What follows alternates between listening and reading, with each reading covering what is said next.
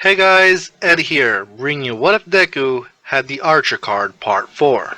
And as many of you asked, yes, this series was discontinued. And I'm only bringing this part up for bragging rights with my friend Blaze, as he said that I could never write something so dark. So, Blaze, I know you're watching. That said, see you at the end of this video. Fearless.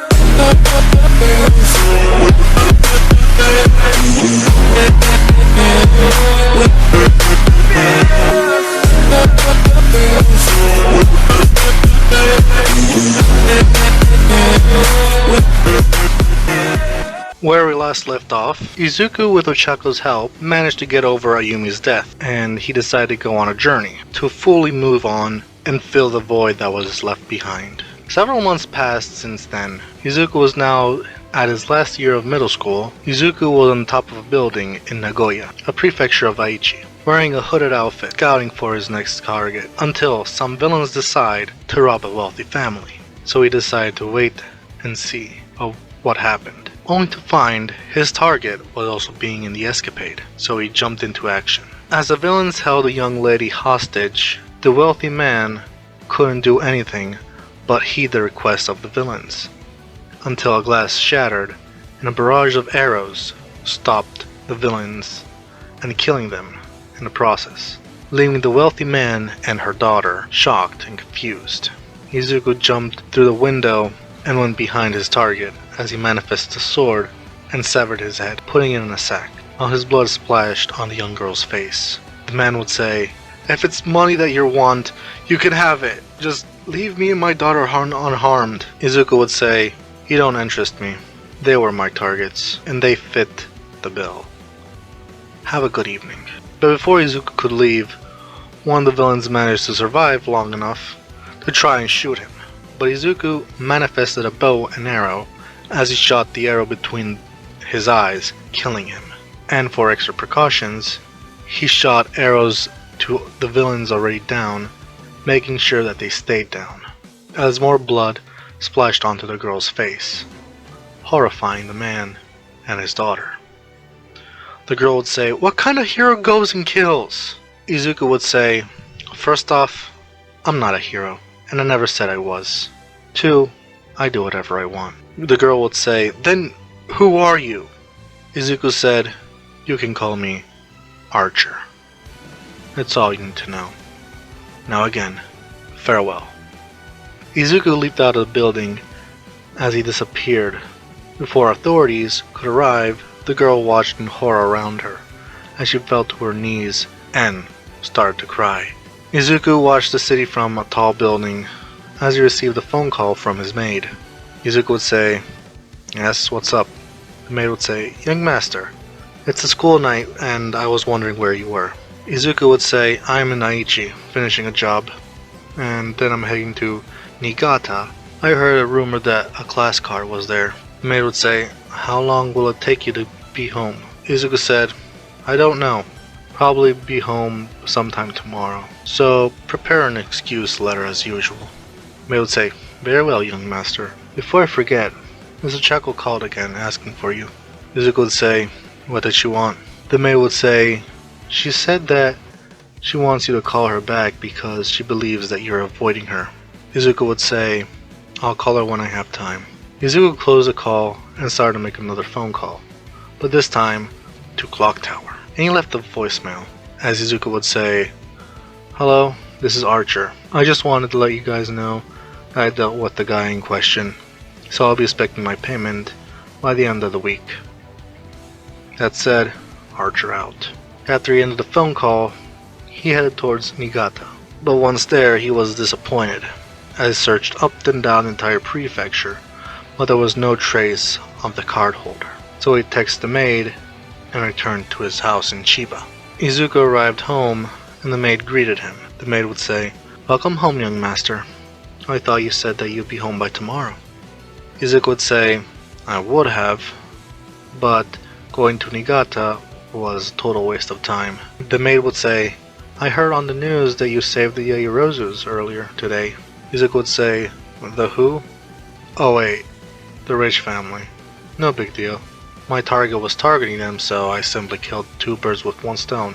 Killed my target and saved the civilians. Another day, another 12 cents. The maid would say, "Oh, from 10 to 12, you got a raise, master." Izuku would say, "I see that you're in a mood for jokes tonight." The maid would say, "I thought it would amuse you, but in any case, the bath is ready and dinner will be ready in about 20 minutes." Izuku would say, "Thank you, Yuki." The maid bowed and Izuku went to take a bath. After dinner, Yuki gave him a rundown of what happened. The maid would say, "Young master, while you were dealing with business, Miss Kendo showed up and brought you your homework. And she was asking about you, but I told her that you were in Mie, and you had to deal with family stuff." Izuku rolling his eyes, he would say, "Oh great, why does she keep on bothering me?" The maid would say, "If I may, young master, but I believe that she has feelings for you, and she tries to win your affections, and I believe the same goes for Miss Ochako." Izuku lighting a cigarette, he would say, "If they only knew." The maid would say, "Here are your pills and glass of water, master." Izuku would say, "No, Yuki, I'm not taking those pills."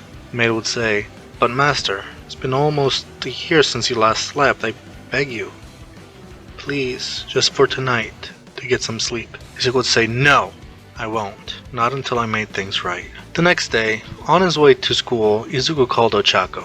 Ochako would say, "Hey Izu, finally! I tried calling you." Izuku would say, "Yeah, I noticed. So, did something happen?" Ochako would say, "It's going to be 10 months until UA, so I just want to make sure you'll be there." Izuku would say, "Yes, Ochako, don't worry. I already had my application done, so stop worrying." Ochako would say, "But I do worry, because you never answer my texts, nor answer my phone calls." Izuku would say, "I can't help it. I'm busy." Ochako would say, "Busy killing people?" Izuku would say, "Maybe. What is it to you?" Ochako would say, "You know, Izuku, you've been acting different lately. What is your goal?" Izuku would say, "What do you mean?" Ochako would say, "You know what I mean, Archer." Izuku would say, "It's like I said before, I'm working for Clock Tower and making a difference, when clearly the people in charge don't want to deal with it." Ochako would say, "Izu, you're only going to make things worse." Izuku would say, "I gotta go. I arrived at school." Izuku ended the call as he was very annoyed about it, and then he went to class, and one of his classmates started to talk to him. Kendo would say, "So, Mato, have you done your homework that I brought you?" Izuku would say, "Yes, I have. Now do you mind?" The teacher walks in, as they would say, "Itsuka Kendo, take your seat." Kendo would say, "Yes, ma'am." The teacher brings up the whole situation with high school applications and that Izuku and Kendo are going to UA, and classes resume as per usual. After classes were over, Kendo tried to speak with Izuku, but Izuku ignored her, and he started to walk home. But a big guy was intimidating 2 girls that go to his school, so he went in their direction. Izuku would say, "So, big guy, mind moving? You're in the way." The big guy would say, "Where is the Springer Hero Agency?" Izuku would say, "Wow, for being a big guy you definitely must have a small brain and no sense of direction." The big guy would say, "You're not gonna tell me?" Izuku would say, "Don't worry, big guy, I'll tell you." A girl butting in, she would cut off Izuku as she would say, "Turn that corner, then make a left into the main street, and it should be a few miles down the road." The big guy would say, "Thank you." And the big guy started to follow the directions that the girl just told him, while the girls just fell to their knees, complaining on how scary it was, and thanking the girl, which turned out to be Mina. Izuku, annoyed, he would say, "How pathetic. I'm out of here." Izuku walked away while Mina was shouting at him. As soon as he got home, he put on his gear and headed out as the Archer. He headed to Kobe, then from there to Nagasaki, then to Yokohama, and then he made it to Tokyo. There, he had an encounter with Ingenium. That's when a villain was roaming and causing havoc. That person had a class card. Deku didn't know how, but he had a gut feeling. while the villain was occupied with heroes. Deku from building, he got his bow, and unlike with regular villains, he manifested a spear, and then used it as if it was an arrow. And when the time came, he sniped him down while heroes were about to apprehend him. Then Deku jumped down, saw the class card, and took it. And before he could leave, he was stopped by a hero present. The hero would say, "Hey you! Who do you think you are shooting people, huh?" Izuku would say, "Well, apparently I'm doing your job, but more efficiently, don't you think?" Hero would say, "Well, isn't that cute? You're under arrest, kid. Now come silently," or the hero didn't have a chance to finish his sentence because Izuku kicked him in the nuts, as he would say, "Yeah, no, I'm not coming, Mr. Girl Scout. Why don't you go around the neighborhood and sell some cookies in your cute little spandex suit instead?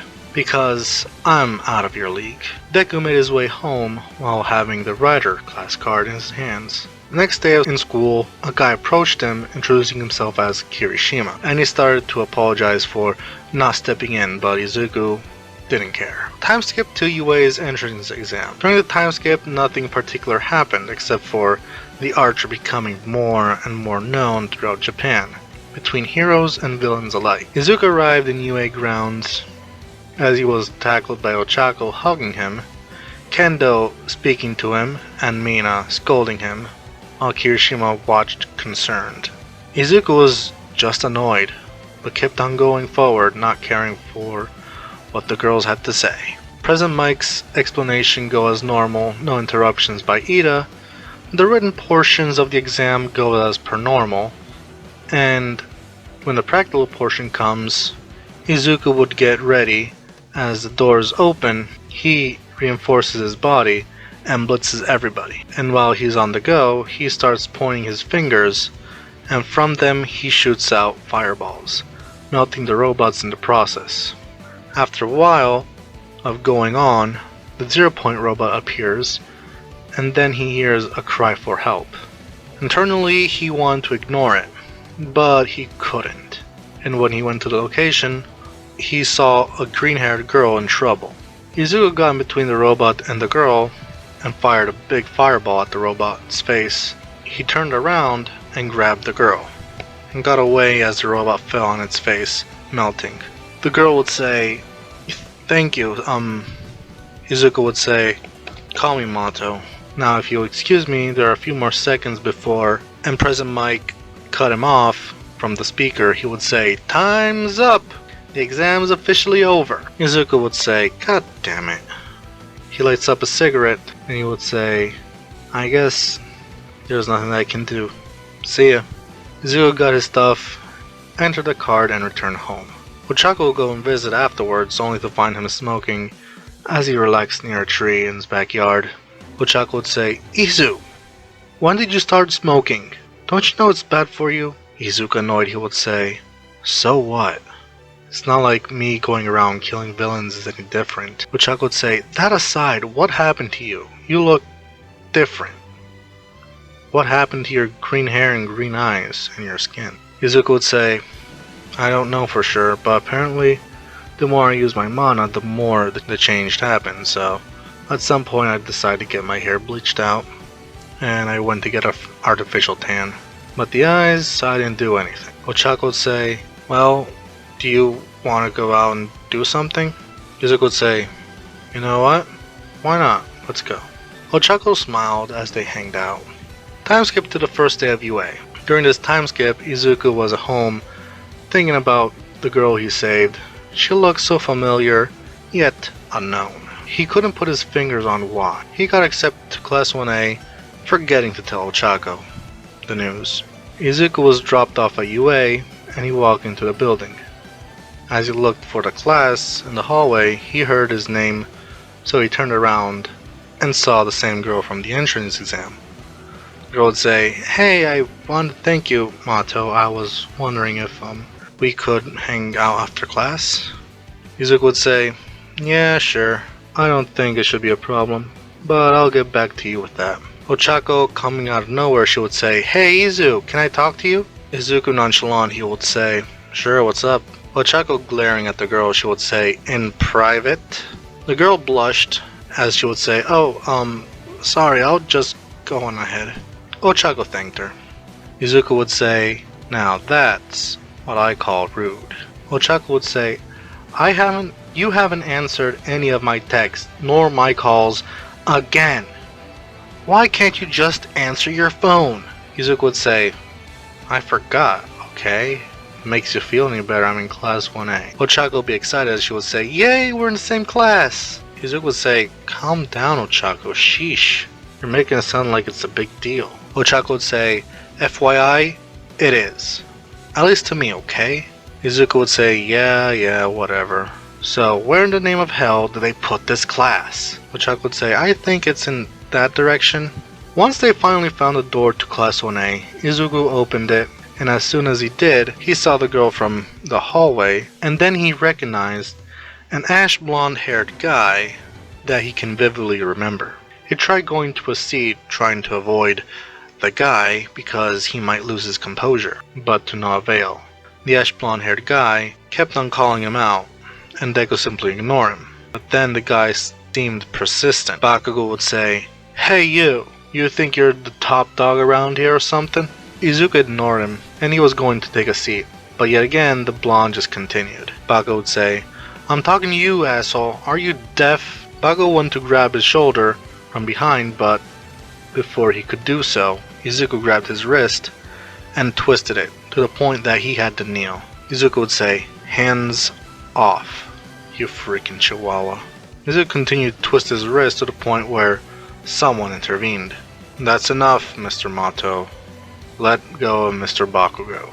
Izuku's eyes focused on the origin of the voice, only to find a man he hoped he'd never see it again.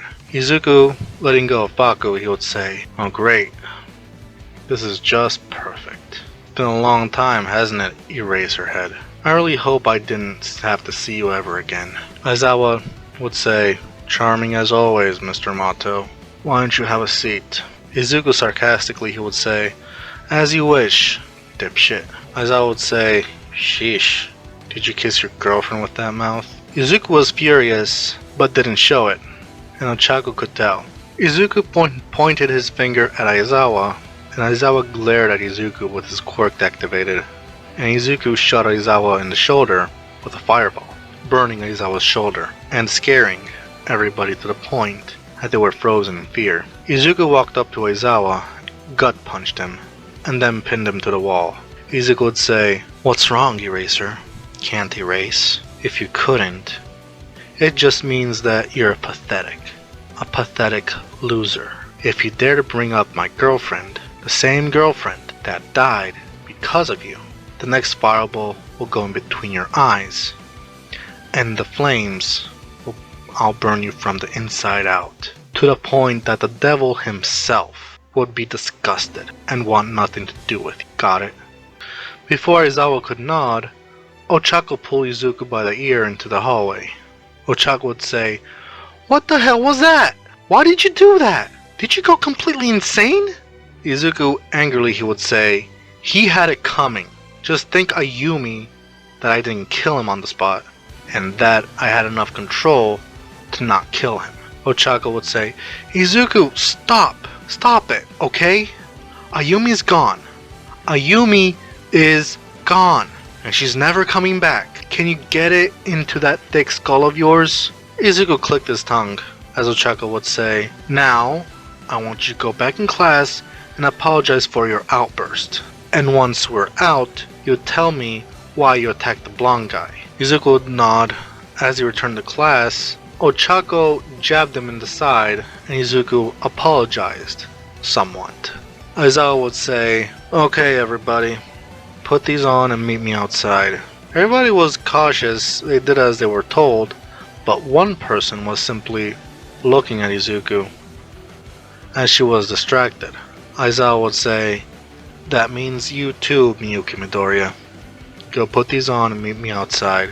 Izuku looked at the green-haired girl, realizing that she was his sister, and his expression has gotten worse. To be continued. That's it for today's video. I hope you guys enjoyed. Leave a like, comment down below, consider subscribing for more. That said, peace.